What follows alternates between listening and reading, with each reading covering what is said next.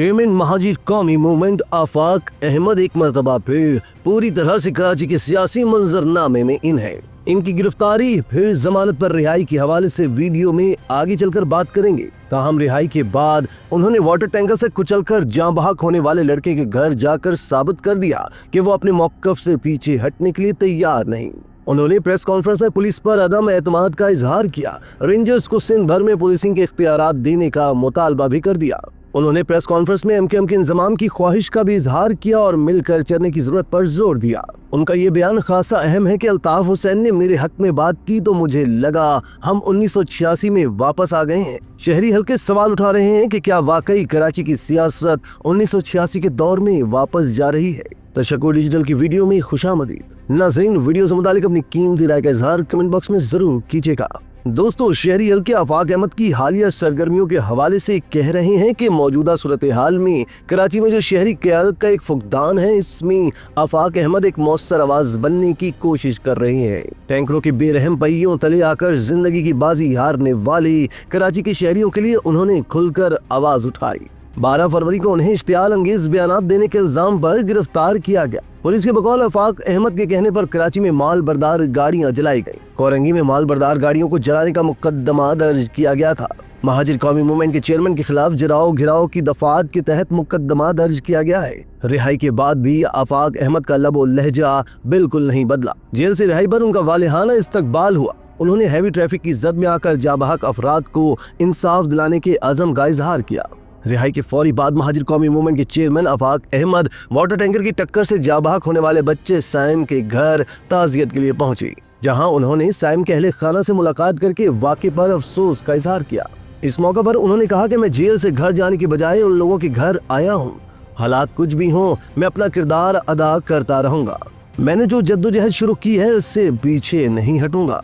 अपनी press conference में आफाक अहमद ने एक मरतबा फिर अपने मौक़िफ़ से पीछे ना हटने का ऐलान किया। उन्होंने कहा कि कराची शहर के लोगों की जानें बचाने के लिए आवाज बुलंद की। हैवी ट्रैफिक दिन में चलाने की मुखालफत की थी। सिंध में चौकियां बेची गईं और पैसे लेकर डंपर्स छोड़ दिए जाते हैं। उन्होंने कहा कि मैं मुतमईन था, मैंने कोई जुर्म नहीं किया। मैं जब गिरफ्तार हुआ तो तमाम लोगों से कट गया। मुझे नहीं मालूम शहर में क्या होता रहा। शहर के मसाइल पर लसानियत के नाम की मिट्टी डालने की कोशिश की गई। उन्होंने कहा कि हम जुल्फ़िकार अली भुट्टो की पीपल्स पार्टी को जानते थे। आज जो पीपल्स पार्टी है, सिंधी बोलने वाले भी परेशान है। आफाक अहमद ने रेंजर्स को सिंध भर में पुलिसिंग के इख्तियारात देने का मुतालबा भी कर दिया।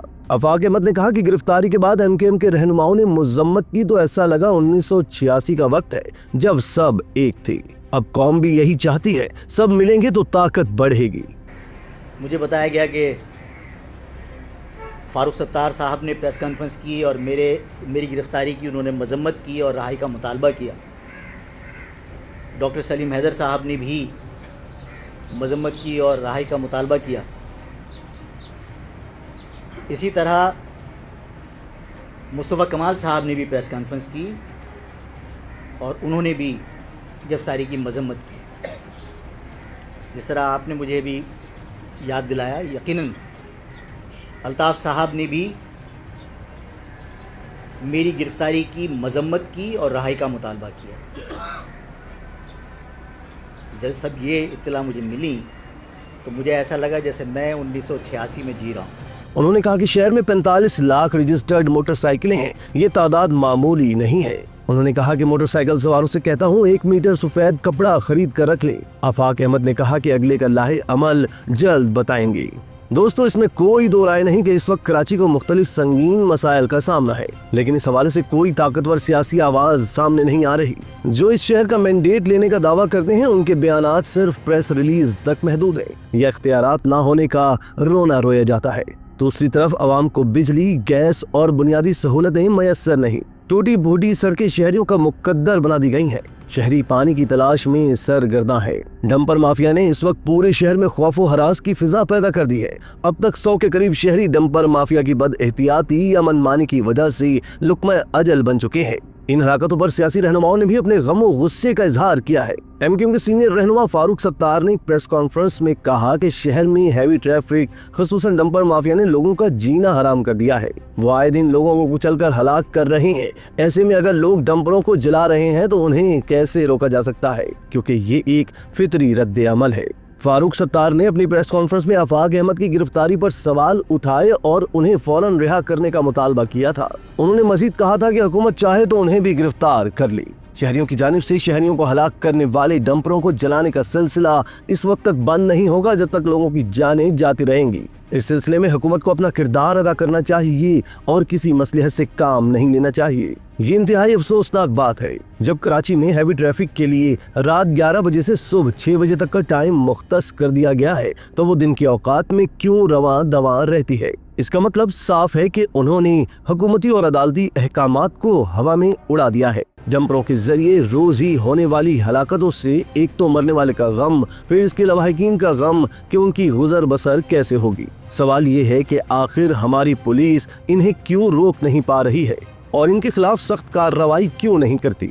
लगता है डंपर और टैंकर माफिया को जिन लोगों की पोस्ट बनाई हासिल है, पुलिस उनके आगे लाचार और मजबूर है। वो इनके खिलाफ कार्रवाई तो क्या आवाज भी नहीं उठा सकती। अगर यही सूरत हाल है तो फिर हालात कैसे दुरुस्त होंगे और शहरियों की जानों को कैसे महफूज बनाया जा सकेगा। शहर में इस वक्त दूसरा बड़ा मसला गैर कानूनी असलहे की रेल पेल का है। ये सिलसिला एक अरसे से जारी है जिसकी वजह से शहर में दहशतगर्दी, चोरियां, डकैतियां और स्ट्रीट क्राइम्स अरूज पर है। हाल ही में मुस्तफा आमिर नामी नौजवान के कत्ल ने गैर कानूनी असलहे के मसले को और गंभीर बना दिया है। इस दिलखराश वाक़े के पेश आने के बाद पुलिस ने शवाहिद मिलने पर अरमगान के बंगले पर छापा मारा तो वहां से बाकायदा पुलिस पर फायरिंग की गई। बिलाखिर पुलिस बंगले में दाखिल होने में कामयाब हो गई तो वहां बड़ी तादाद में गैर कानूनी असलहा मौजूद था। न सिर्फ इस वाक़े ने बल्कि इससे कबल और भी वाक़यात ने यह साबित कर दिया है कि शहर में लोगों के पास काफी तादाद में गैर कानूनी असलहा मौजूद है।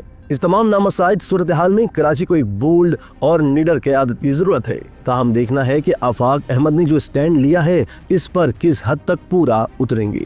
इसी तरह की मजीद वीडियोस के लिए आप हमारा चैनल सब्सक्राइब करके बेल का आइकॉन प्रेस करें। इसके अलावा एहलियान कराची के लिए रोजनामा तशक्कुर हर स्टॉल पर मौजूद है।